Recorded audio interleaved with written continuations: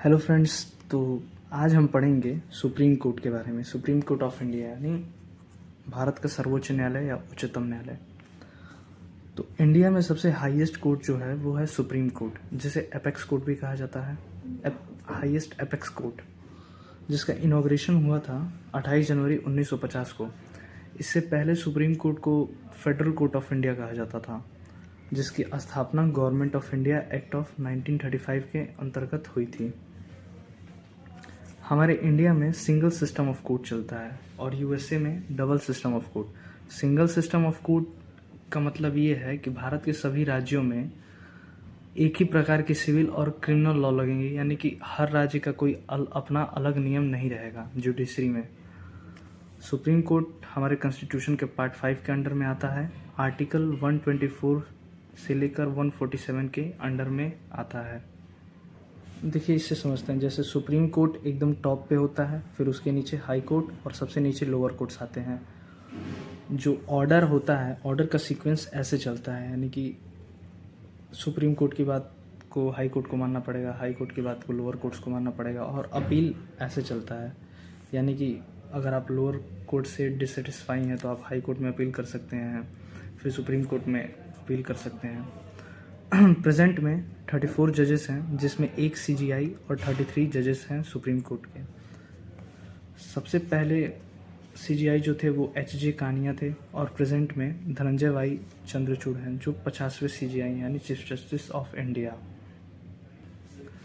Chief justice of India is appointed by the president, यानी कि इनकी नियुक्ति जो है वो प्रेसिडेंट करते हैं, और इनकी नियुक्ति प्रेसिडेंट करते हैं। जो आउटगोइंग चीफ जस्टिस होते हैं वो एक नाम रिकमेंड करते हैं सीनियरिटी के हिसाब से, यानी कि जो सबसे सीनियर मोस्ट जज रहेंगे सुप्रीम कोर्ट में, उनका नाम रिकमेंड करेंगे और उन्हीं को अपॉइंट किया जाता है। फिर जो अदर सुप्रीम कोर्ट में जो जजेस होते हैं उनकी भी अपॉइंटमेंट प्रेसिडेंट ही करते हैं। क्वालिफ़िकेशन क्या होनी चाहिए?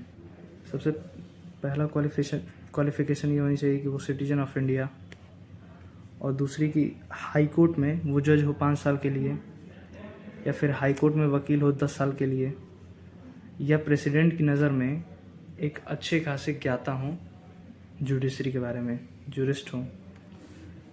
आइए देखते हैं सैलरीज क्या होनी चाहिए। जो सीजीआई की जो सैलरी है वो 2,80,000 है, विद फ्री एकोमोडेशन यानी रहने के लिए, और अदर फैसिलिटीज़ में कार, मेडिकल ये सब आ जाते हैं।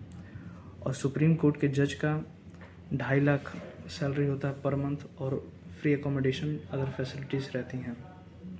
और जो रिटायर हो जाते हैं चीफ जस्टिस और जज, तो जो भी उनकी लास्ट सैलरी होती है उसका 50% उनको मिलता है पर मंथ।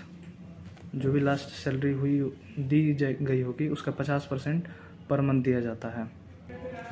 मैक्सिमम एज है सर्व करने की 65 ईयर्स, जबकि कोई मिनिमम एज निर्धारित नहीं की गई है जज बनने के लिए। और रिज़ाइन जो जज करते हैं तो वो प्रेसिडेंट को लेटर लिखते हैं, फिर रेजिग्नेशन लेटर अपना प्रेसिडेंट को लिखते हैं, और उन्हें हटाया जा सकता है सिर्फ प्रेसिडेंट के द्वारा, और वो भी पार्लियामेंट के रिकमेंडेशन पे। हम आते हैं आर्टिकल 126, यानी जिसे एक्टिंग चीफ जस्टिस कहा जाता है। एक्टिंग चीफ जस्टिस में ये होता है कि जब सीजीआई किसी काम से कहीं गए रहते हैं, एब्सेंट रहते हैं, या अपने जैसे ड्यूटीज़ को कोई परफॉर्म करते हैं घर के, और वो नहीं आते हैं, तो प्रेसिडेंट अपॉइंट करते हैं सुप्रीम कोर्ट के जज को टेम्पोररी सीजीआई, ठीक है।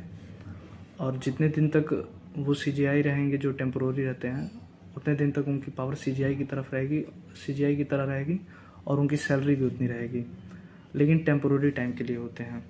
फिर 127 में एडहॉक जज के बारे में हम पढ़ते हैं।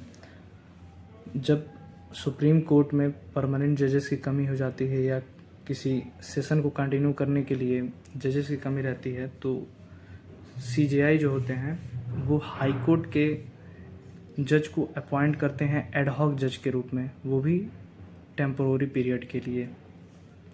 और वो उस हाई कोर्ट के चीफ जस्टिस से कंसल्ट करते हैं, और प्रेसिडेंट से कंसल्ट करते हैं, और खुद तब एडहॉक जज की नियुक्ति होती है। फिर आर्टिकल 128 में हम रिटायर्ड जज के बारे में पढ़ते हैं कि जो CGI है वो किसी हाई कोर्ट या सुप्रीम कोर्ट के रिटायर्ड जज को रिक्वेस्ट कर सकते हैं कि आप सुप्रीम कोर्ट में जज हो जाएं टेम्पोररी पीरियड के लिए। इसके लिए प्रेसिडेंट से कंसेंट लेना पड़ता है, प्रेसिडेंट की अनुमति लेनी पड़ती है और स्वयं उस रिटायर्ड जज की भी अनुमति लेनी पड़ती है। तो नेक्स्ट वीडियो में हम इसके आगे पढ़ेंगे। Thank you.